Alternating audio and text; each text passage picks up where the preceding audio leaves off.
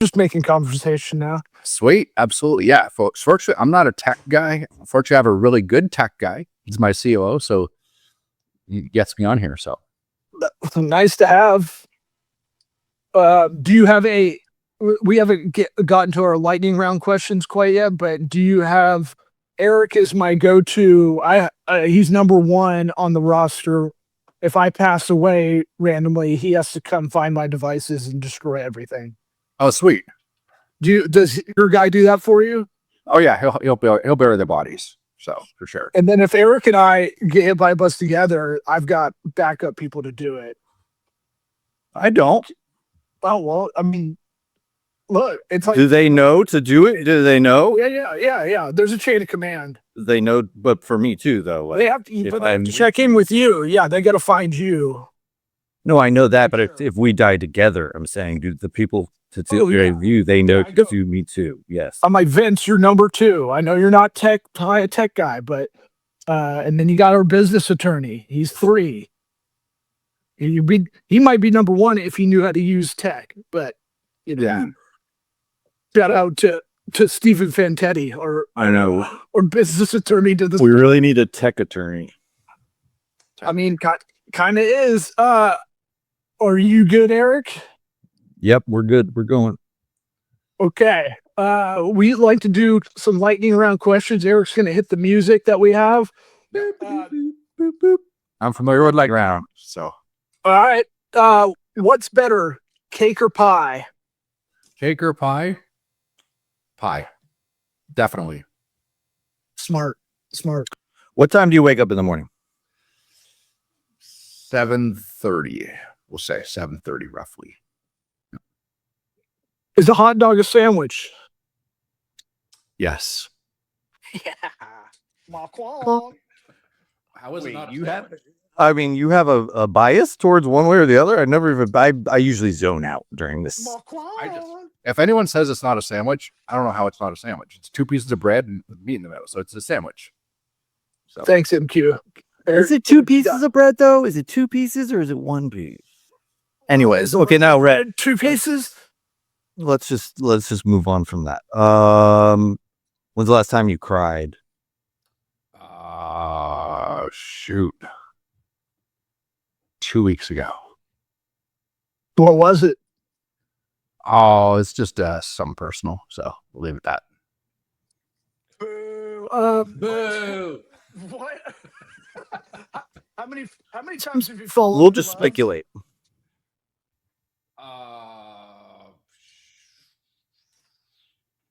Gotta remember, bring that back to ask people in the audience. 4? Yeah. Okay. What's your favorite meal? Favorite meal? Coffee. Coffee is my favorite food, and pho, Vietnamese soup, definitely my favorite meal. Just it has to be good pho though. Like none of that has to be good pho. So Have you seen a UFO or a ghost or anything supernatural? unfortunately not. No, I'm in shock that you asked that question. I'm the one usually asking that question. Yeah. Well, I flipped it on you for real. Okay, if you can't find a parking spot in a parking lot close, do you continue looking or do you just park far away? Depends on the day. Am I in a rush? Am I not in a rush? So, but yeah, most You're not in a rush. not in a rush. Park far away. I'm totally good. I like walking. It's good. But you're listening to Rush in the car. That too. Oh, definitely drive. If I'm got a good song, just keep driving around forever. Like that's cool. I mean, Mean drive. What do you think couples have thought about more in history? How to do the dishes correctly or the temperature in the room? This is a thinker, I know. I know that's a big one. That's a I big, like, you know why I deep love thought. this? Because I came up with this hypothetical and it's Really? the room. Yeah. That's kind of dip. Well, let's go with dishes, right? Dishes. Interesting. Yeah. Because you got to do that every day. Temperature in the room might be pretty consistent, so definitely dishes. Have you ever watched or listened to the show? I have absolutely, totally watched a whole episode. Just one. Field. All the way to the end? Yeah.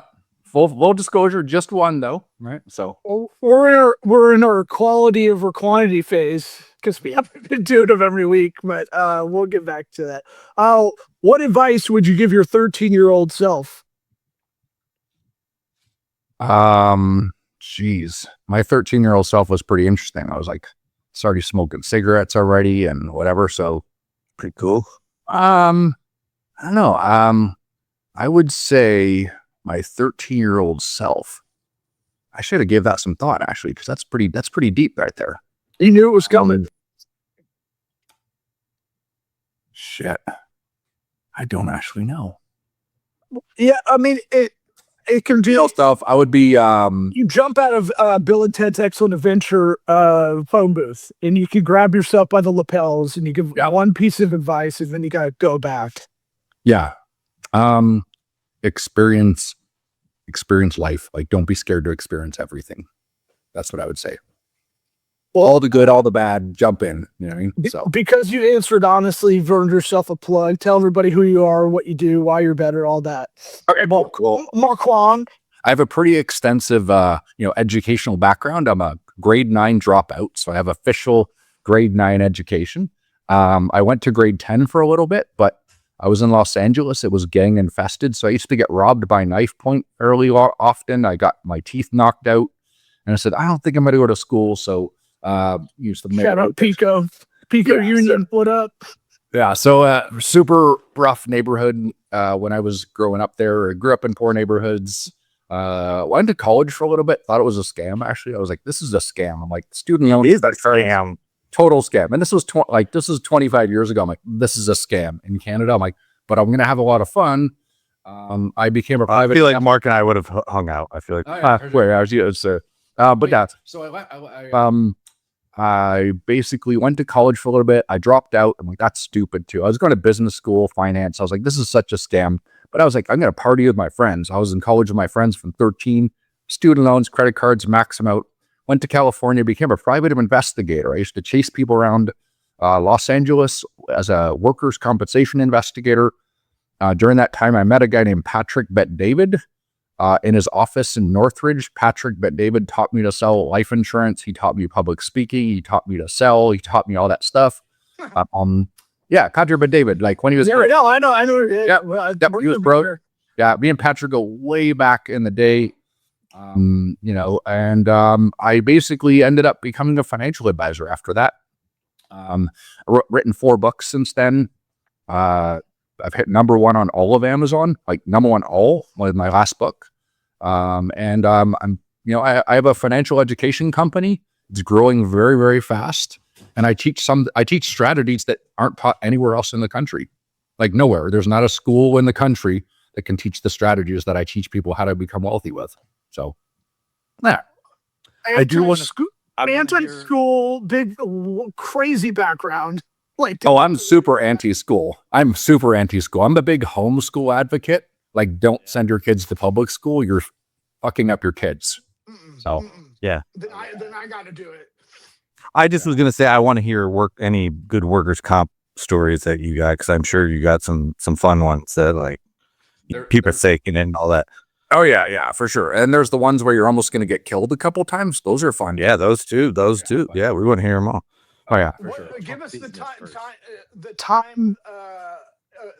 give us the year and where you were in LA when you were doing the PI stuff. Were you finding any? I mean, that's like the most boring job, because you think it sounds sexy because of like detective films and anything in film or TV about it, but like you're literally just sitting in the car, just like by yourself, right? You're sitting in a car, in a blacked out car, windows. It's like 130 degrees in there. You're like sweating your ass off in your car with a hidden. Hey, you can't have it running. You can't turn it on. You can't really open the windows much, and you're pissing in a bottle. That's a private investigator life right there. Now, it's either that boring or it's ultra high adrenaline rush, crazy stuff. So it's either boredom or massive adrenaline rush. So it was like kind of fun. Oh, okay. I was going to say that sounds horrendous, because like you can't take a nap. You can't like read a book. No, Yeah, you have to be very zen, and then when shit goes down, you rock, and Yeah, you flip a switch. that's like ninja shit. That's basically what a ninja would do. Yeah, and I want to say I was like 21 when I became a private investigator. 20 years. What? It's like 20, right? So I was adrenaline junkie kind of guy. I used to ride a motorcycle, so I was like, this is fun, adrenaline stuff.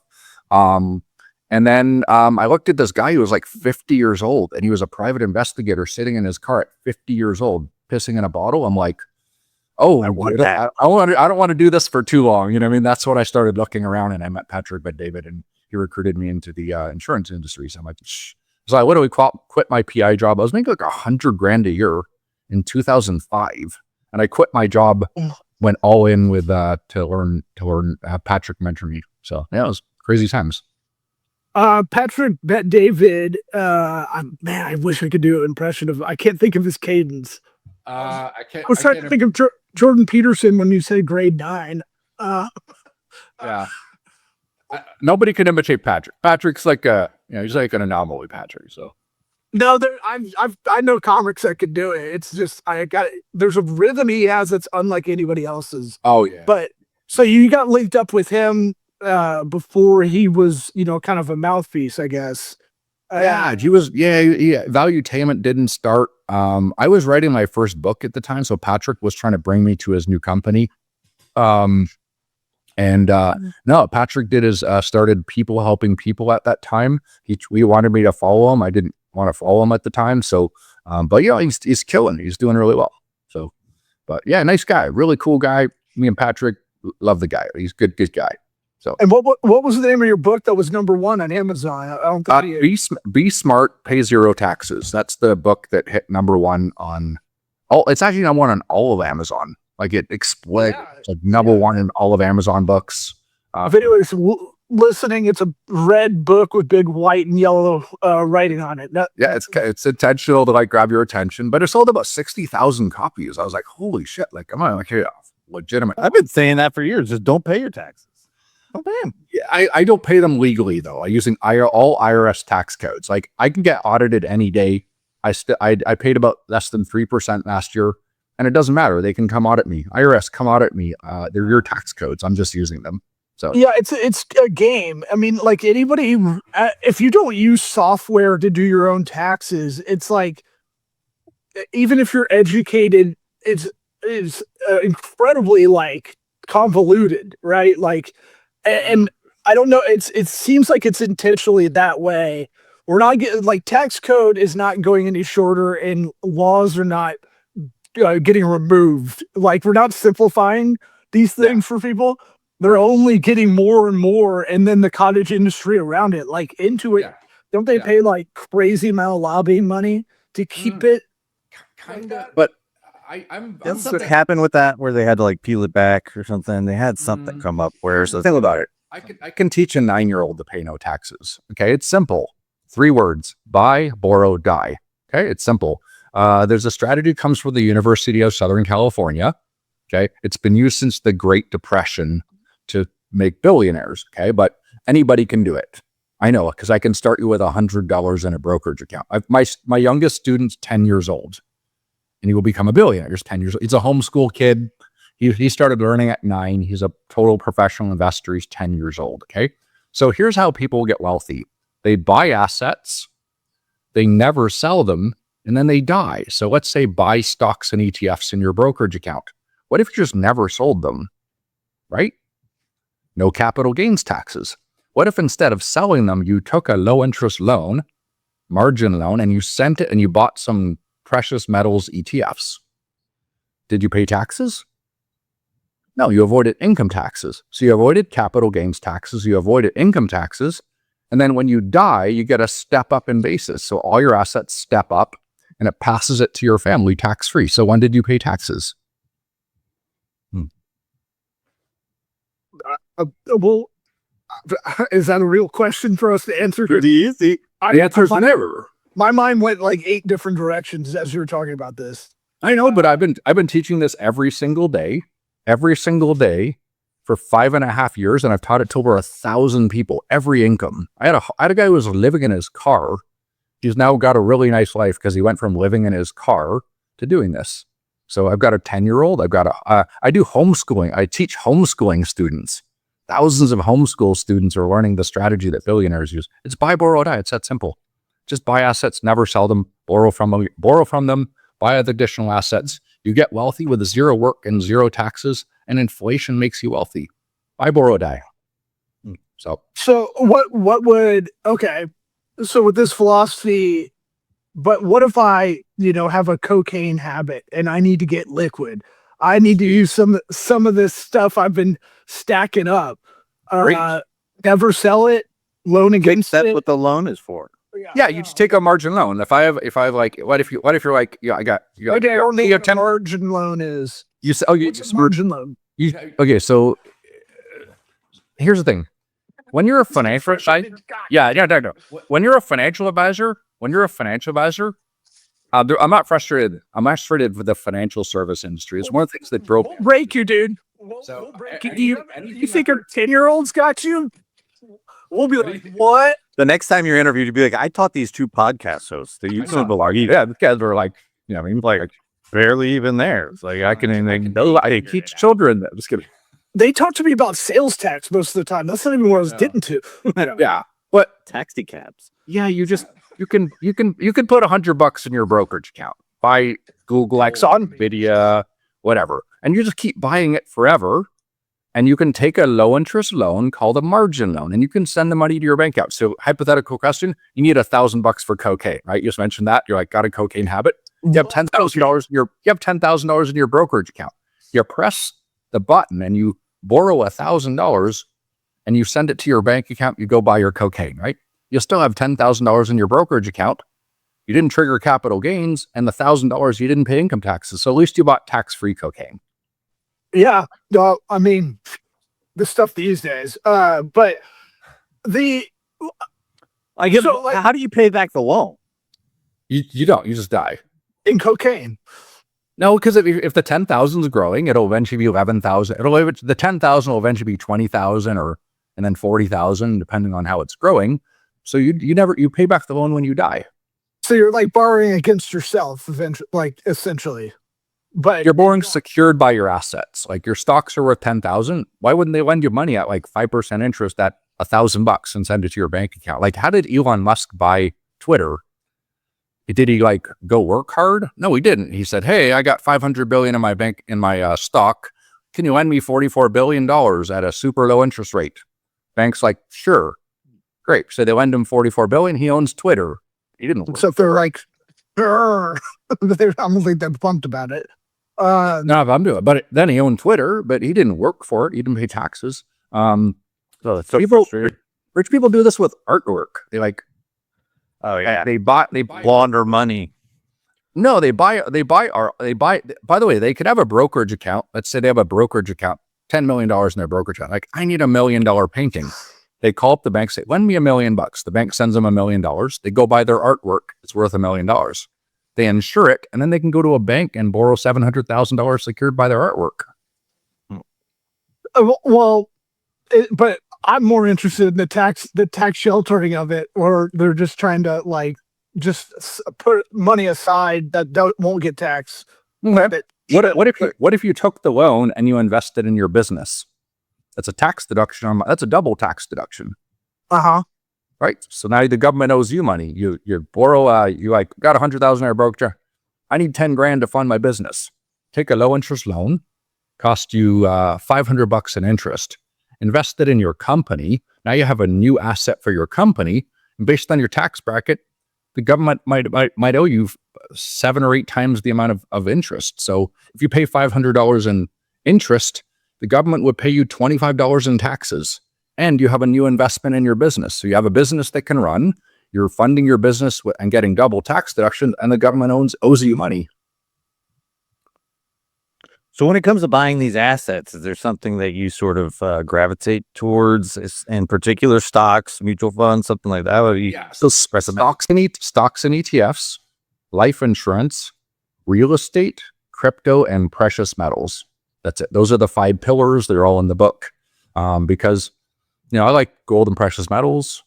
I mean, if I have $100,000 in my brokerage account, I borrow $10,000 to buy gold ETFs Where's the danger in that? The gold's going up and the dollar's going down, so the debt's disappearing as gold goes up. Because as long as they're printing money, the dollar goes down, my assets go up. So you don't need to work for money. You just need to buy, borrow, and buy assets with limited supply.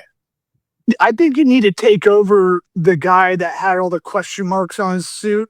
Oh, that guy. Matthew Lesko. Remember that guy? Yeah. Matthew What's his Lesko. spiel. I can't remember. Who was Matthew it. Lesko, I can save on your taxes. That's right. That guy. Oh, he's a Dax guy. Yeah. He was selling suits that whole time. Yeah. And the crazy part is I had David Walker, the former Comptroller General of the United States. We know David. Yeah. And he endorsed That the comptroller meeting. Yeah. And he endorsed my book, and we're actually working on some stuff together. Because he believes in it. Yeah, totally. Yeah, David Walker. And I interviewed on the YouTube channel. He endorsed the book, and we're actually working on some financial initiatives together. The linebacker for the Buccaneers that tore his ACL last year, David Walker. No, You said comptroller general, different guy. Controller. Different Yep. guy. Oh. My bad. That's my bad. Is football starting up? What are you going to do? Crypto's interesting because That's what I was going to ask about. sure, kid. The biggest thing, yeah. All right, sport. Believe me. Crypto seems to be a tax haven on a big when you're in a certain tranche of wealthy, kind of area. Like there's the whole conspiracy theory that a lot of it was started to get people to buy into it. That like it's not regulated. Bitcoin has become legitimate because at least it has, I guess, been the legacy one that has its own kind of backing in its own system. But the other ones, I mean, I was looking for that one chick, what was the girl? The spit on girl. Yeah. I couldn't find it. Yeah. My wallet wouldn't let me buy it. Yeah. So there's cryptocurrency, and then there's Bitcoin. The other stuff is most of it's just trash. It's trash. If it ain't Bitcoin, it's shitcoin. It's That's one of our Bitcoin and shitcoin. Most of them are shitcoin. I'm a Bitcoin guy. It's pretty simple, supply and demand. Just buy things with one, we agree it has value. It's easily transferable, and there's limited supply. Bitcoin has all three, right? That's what an asset is. If it doesn't have limited supply, don't buy it. So real estate, limited supply. Bitcoin, limited supply. Precious metals, limited supply. So buy things with limited supply. All right. So yeah, you realize that toilet paper has better value than US dollars because toilet paper goes up in value, the US dollar goes down. So our money has less value than toilet paper currently, US dollars. Federal Reserve notes. 5 years ago, look it up. Yeah, toilet paper is going up compared to US dollars going down. That's kind of like I used to work at Dimensional Fund Advisors, an index fund company, and I'm very sure with Dimensional. Yeah, for sure. Yeah, shout out to DFA. They don't want me talking about them, but I do anyway. Yeah. But I used to have to go to the conferences with all the financial advisors they had. You could only invest in their funds through a CFP that was, went through their program and whatnot.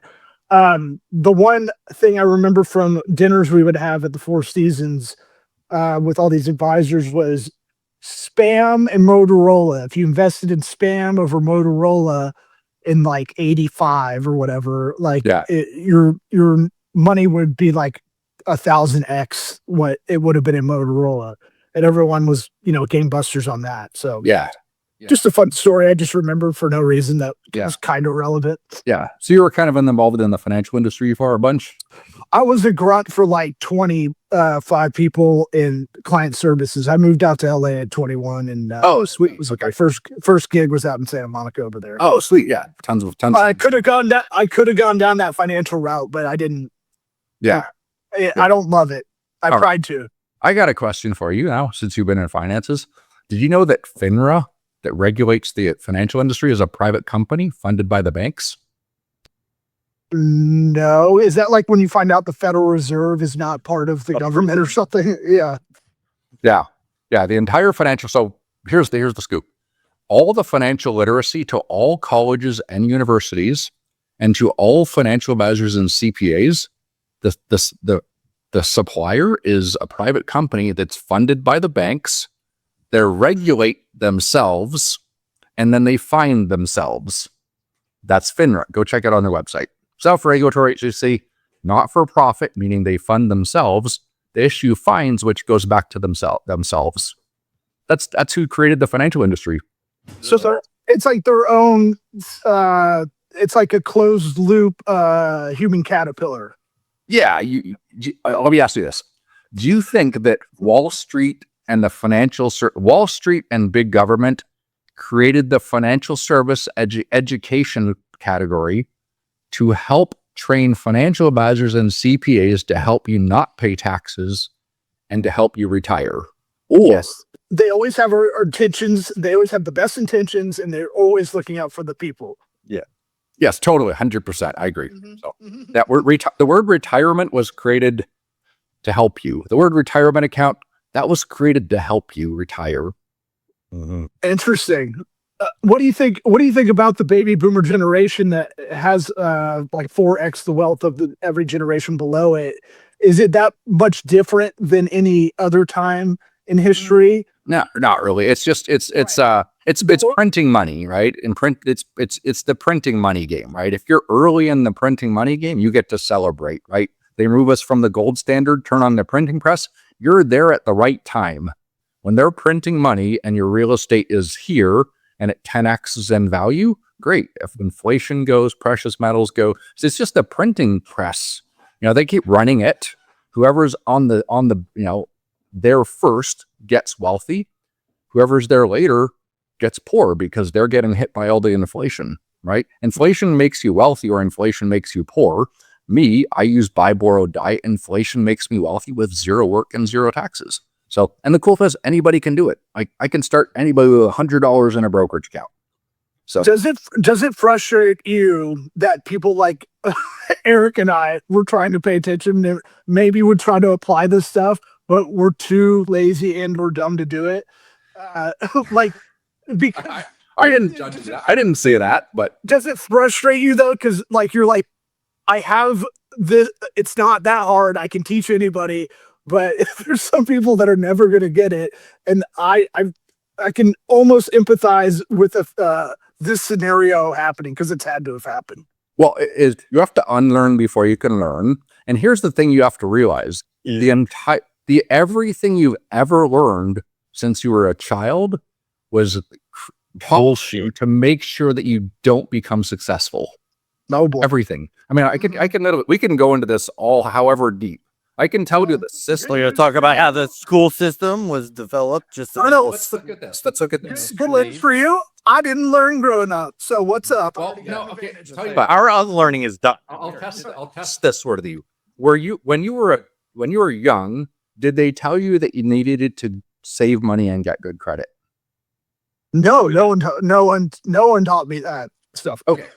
Just go, don't spend. But at some point you realized somebody told you needed to save money and get good credit, right? Yes. Right.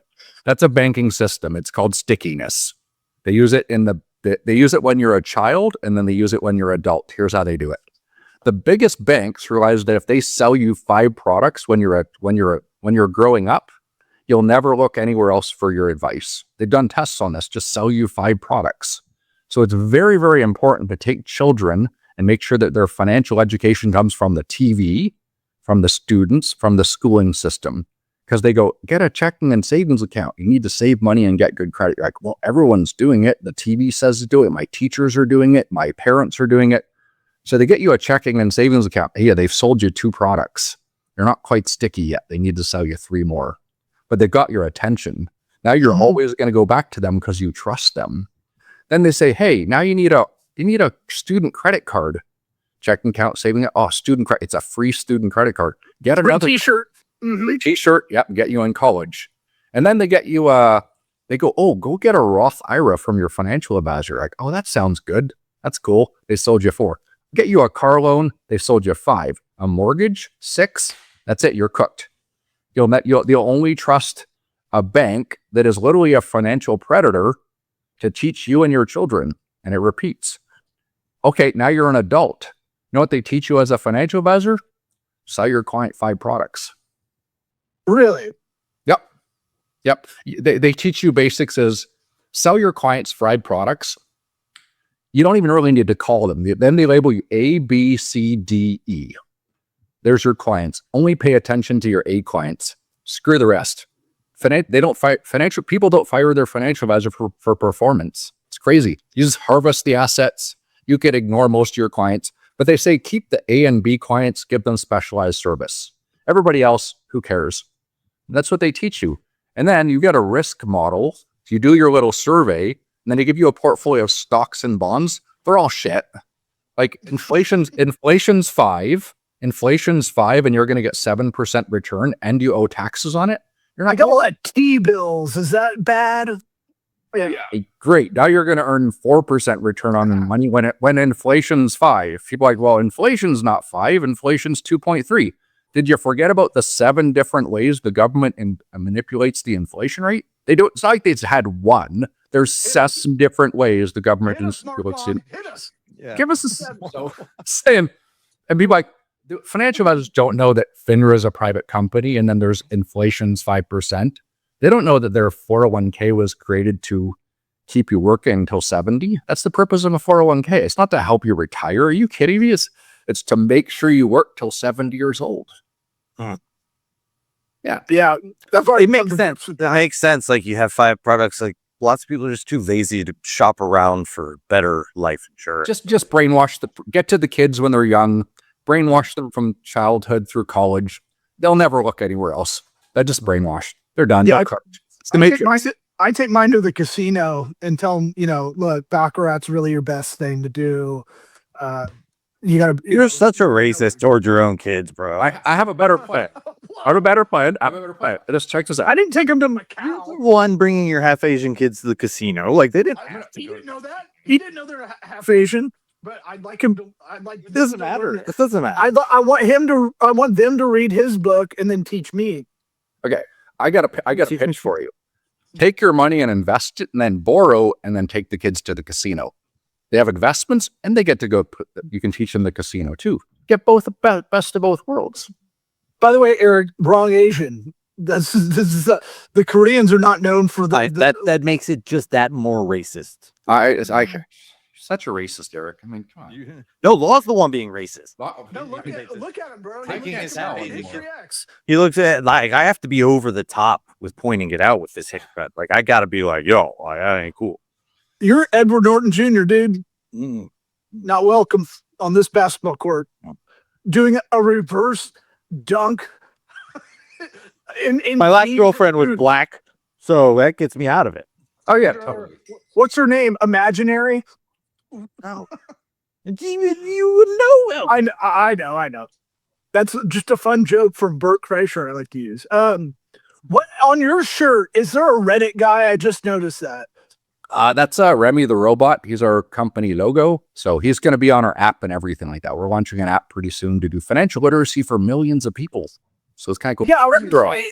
Is there a course or anything? Yeah, it's the Perfect Portfolio course, theperfectportfolio.com. We're actually going to, no bullshit, I'm going to create 1 million new millionaires, and I'm already doing it. No bullshit.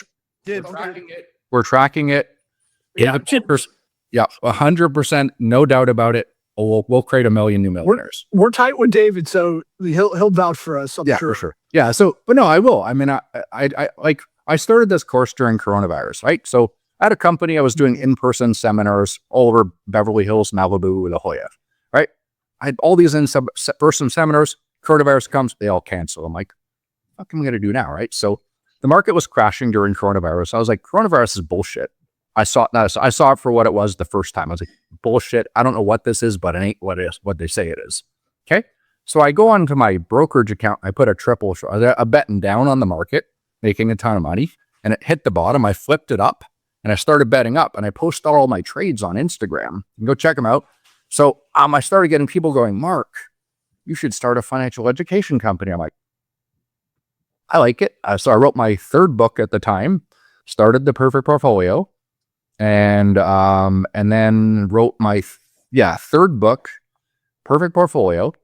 And then you're asking about Newsmax at all. So Newsmax reaches out to me and goes, hey, Mark, would you like to partner with us on a book? This is early last year. I'm like, heck yeah, that sounds good. So Newsmax partnered up with me and their publishing company, and they promoted the crap out of the book. So that's it. That's where we are. I feel like we got to have you back on. I feel woefully underprepared for this. And I'd probably check it out. I'm gonna go do we tell guests we're going to check their stuff out. We might have to check yours for real. Yeah. Yeah. Dude, I will literally invest $12 each for you guys. I will literally go on Amazon right now. I will shit in 2 books for free. $12 each, man. That's my gift to you guys today. But you have to read the book. Yeah. You have to read it though. Is there an audio book? There is an audiobook. I'll read it out loud to you. I also have, I can send you guys 3 videos from the course. Just go watch the stuff, dude. Are they both Latinas? I'll watch it. I'm ready to add to the course. I'll talk to my COO. We'll see if we need to add that. Yeah, I think we should gotta make some courses and get some busty Latinas to teach it. You know, you're great and all, and you're affable and you can spin a yarn, but I think I would pay attention a little bit better. I mean, sometimes you don't want to have a slam dunk. You might want to just, have good fundamental basketball. I'm just saying some people learn in different ways, and this might be. Look, I credit me being a former D1 math elite to my 8th grade teacher who was really hot, and I was all ears in math that year and just A's for math from then on. Yeah. Shout out to Mrs. Draper. Yeah.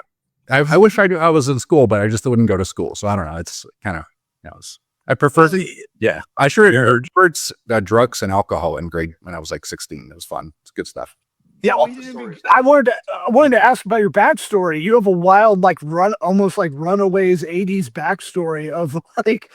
But yeah, we didn't hear how you almost died or one of the crazy. Well, I'll tell you what happened when I was 16. When I was 16, I was living in this place called Galt. It's a tiny, poor ass little town, and it sounds like a shitty town. Yeah, it's really shitty. It's like there's like a bigger place called Kitchener, and then there's Cambridge, and then there's Hespeler, the rich kids. There's the middle class Preston, and then there's shitty Galt, all the poorest kids. So the names got shorter and shorter. Yeah, Galt.